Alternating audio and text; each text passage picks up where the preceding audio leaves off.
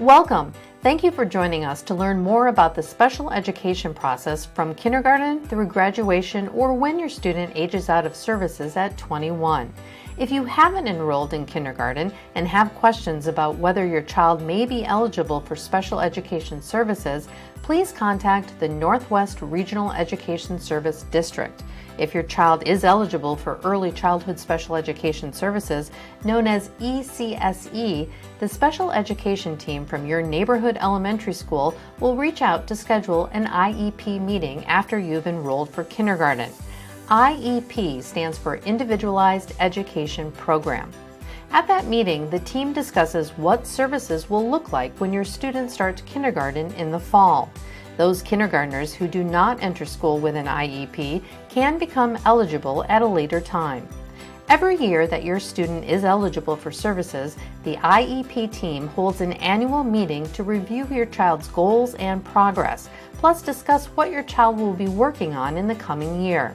IEP meetings can occur at any point in the calendar year, so your student's annual meeting may be in the fall, winter, or spring. You as a parent or guardian are welcome to ask for an IEP meeting at any other time if you have questions. Parents will receive information about their students' progress toward their IEP goals at the same time they receive report cards. Then, every 3 years, the IEP team reevaluates your student for continued eligibility for special education. Your team calls an evaluation planning meeting to discuss what assessments they need to complete.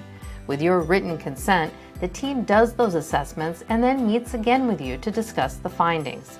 Your child may qualify in one or more of these eligibility categories: autism spectrum disorder, deaf blindness, deaf or hard of hearing, developmental delay, emotional behavior disability, intellectual disability, orthopedic impairment, speech and language impairment, specific learning disability, traumatic brain injury, visual impairment, or other health impairments. There are several transitions that occur throughout your student's public school journey.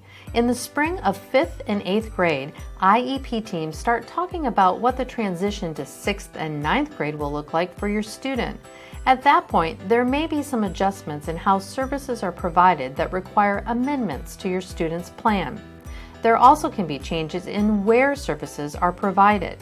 If your student is currently in a specialized program classroom, a letter is sent in early spring to notify you of their new school location for the following school year. If your student receives services in the resource room, they will attend their neighborhood school unless they're enrolled in an options program. Prior to the first day of school, your old school will share relevant information with the new school, including the student's special education file. In high school, the team continues to support your student with eligibility and IEPs, in addition to transition planning for post-high school opportunities. This includes determining the type of diploma that your student will graduate with and what supports your child will need in order to meet goals for life after public education. Students who graduate with a non-standard diploma, such as a modified diploma, extended diploma, or alternative certificate, are eligible to continue receiving transition services until age 21 through our Community Transition Program. Students in this program are provided with classroom instruction and community opportunities with a focus on job readiness and independent living. Students can get work experience at various community job sites, participate in structured community outings, and get support in accessing services beyond public education. Students may learn skills such as how to ride public transportation, write resumes, interview for jobs, general budgeting, self-advocacy, self-care, and hygiene. We understand that special education is a complicated process and you may need more information.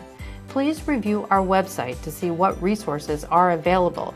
If you have questions, look for the contact list for the special education staff in each school at the bottom of our webpage. We look forward to serving you and your student.